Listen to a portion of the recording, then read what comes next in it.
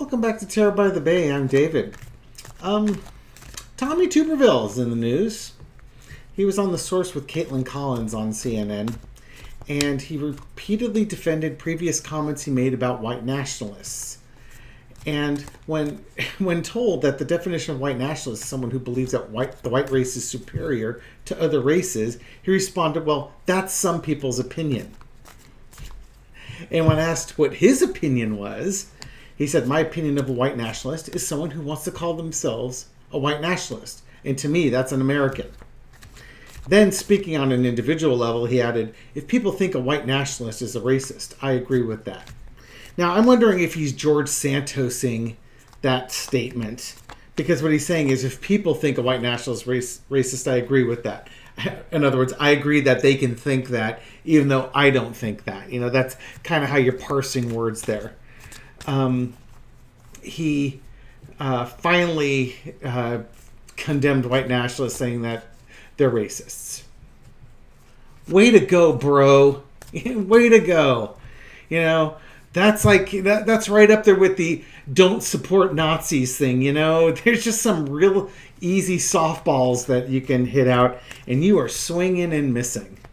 Mitch McConnell was out there. He wouldn't condemn Tommy Tuberville. He just said white nationalism is bad. The Republican whip in the Senate basically said white nationalists are bad and they shouldn't be in the military. You know, it's amazing. It is absolutely amazing. I guess Tommy Tuberville maybe, you know, I wouldn't want to go looking in his closet for fear of finding white garments with eye holes cut out hiding in there. You know what I mean? Jiminy Christmas. Okay, so it's Mr. Tuberville. Come on down. You're the next contestant on Terror by the Bay. Spirit, what is going on with Tommy Tuberville and white nationalism for entertainment purposes only? Okay.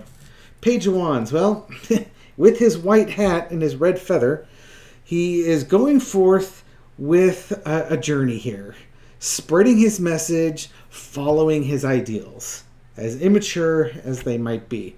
Crossed with the Emperor. Stupid, naive thing to do when you're a sitting member in the Senate.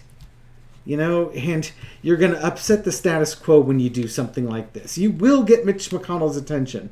Now, McConnell is savvy enough not to really publicly rip another Republican because out in public or to the press, he will do that in private. He will be a little bit more diplomatic. But you're pissing off Mitch, and you're being a darn fool for somebody who's a sitting senator and a leader in this country. For, you know, because there's only 100 senators there, so not so good. What's underneath it? Holding on to one's values, no matter how constrictive. Honestly, the reason why he's saying this is because he believes it. And he doesn't want to let go of the past. He doesn't want to let go to this notion that white nationalists are racists. He doesn't want to let go of that. He is quite okay with that. And don't doubt for a second he doesn't believe every bit of that propaganda. In the past, Page of Pentacles. So, you know, here we go with the 2 pages. He had this idea, and he's carrying this idea forward. And this idea is of his constricted values is this thing of white nationalism. He thinks it's a good idea, and he wants to bring it to others, and he's out spreading the word. But this is not, the majority of the country is not receptive to that. A minority will be, but not the majority. Current situation.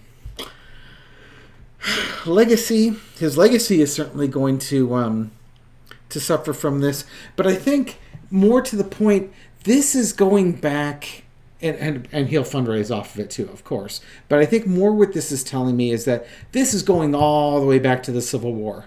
He's in Alabama, and he does not, to him, the Civil War is still going on. He's never let go of it, and he's trying to bring it back. You know, his father, his grandfather, his great-grandfather. Now, I don't know where his family comes from, but the soul that's currently navigating in Mr. Tuberville's body is probably very much a Civil War era soul and somebody from the South. So this is that, I don't want to say Southern pride, but this is that whole Southern culture of we never lost the war type of thing, and they want it back. The overarching energy is the Ten of Swords. This war is over. It's been over for a long time, but apparently it's not over. And they don't want to give up on the values of the past, the dark values from the past.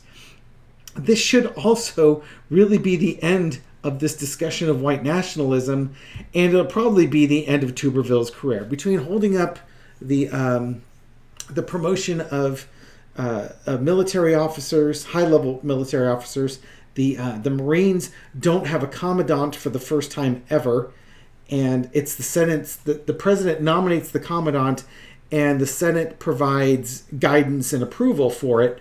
Well, that balance of power has just been broken. We now have an acting commandant, which means the Senate didn't get say in the matter. So all these norms are just destroyed. 210 so far. No, Tuberville is bringing an end to things. And I don't think he understands. He thinks he's starting things, but he's actually bringing things to an end. Lesson to be learned, 9 of Cups.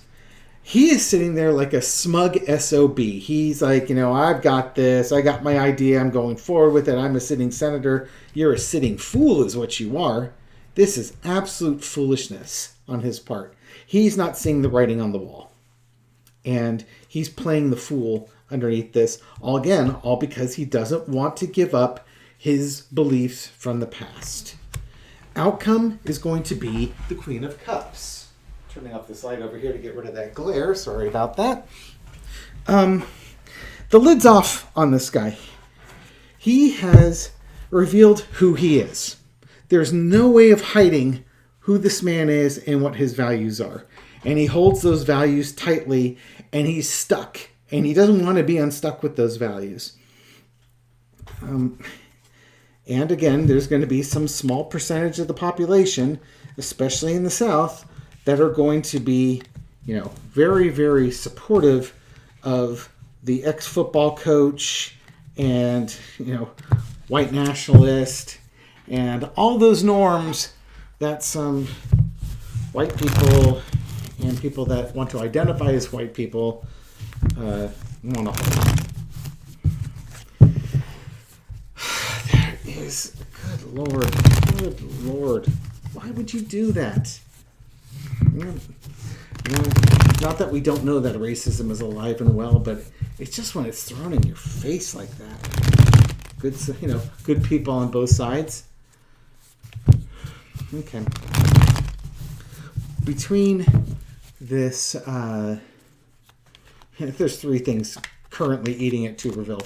One was his participation in not wanting to get votes counted on January 6th. The second being this whole white nationalism thing. And the third, holding up military promotions. What's going to be the impact on Tuberville when he runs for re-election? Is this going to impact his re-election bids?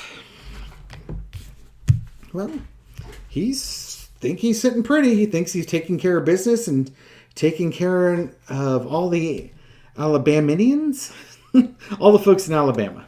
He thinks he's doing his job. Fool. Uh-oh, there's a problem. There's a problem. We got a problem here, Houston. Okay, I was just saying he was taking care of things. This might be the other way around. Things are going to take care of him. We've got disappointment here. This could be representing Alabama and the good parts of Alabama, the Southern Belle, the people in Alabama wanting to take care of the folks in Alabama so that everything and everybody in Alabama has enough to eat, education, whatever. Think of it as in the embodiment if you put Alabama into a card. And there's this huge disappointment that this guy isn't cutting the mustard. Why? Because he's a fool. He keeps doing stupid, immature, foolish things while sitting in a position of government. And expect that there's already, not that there wouldn't already be campaigns to oust him, but there's a growing undercurrent in plans to work against Tuberville, whether it's the Democrats or him being primaried by Republicans. But I'm assuming this is the Democrats and they're working on using this to get the vote out to people who aren't white nationalists, and just pointing out all the silly things that this guy is doing, and how he's not representing Alabamans, and he's not, promoting military commanders. That's an entirely Republican party of law and order thing, support the military, yet he's really destroying military readiness. I think his chances of re-election are not strong right now. He still has a lot going for him in Alabama. Don't get me wrong. This isn't something that's a slam dunk. And that election's not for another 3 years or so. Yeah, because I imagine he's up in 2026. But plans are being made for him now. And he might be a one-term senator. That's my reading on that one right now, is he would be a one-term senator. But we've got a long way to go, and we'll see what happens with that. Thank you for supporting my channel. Thank you for all your comments and your likes and all the thumbs up and everything like that. I really do appreciate it. I'll catch you on the next video. Take care.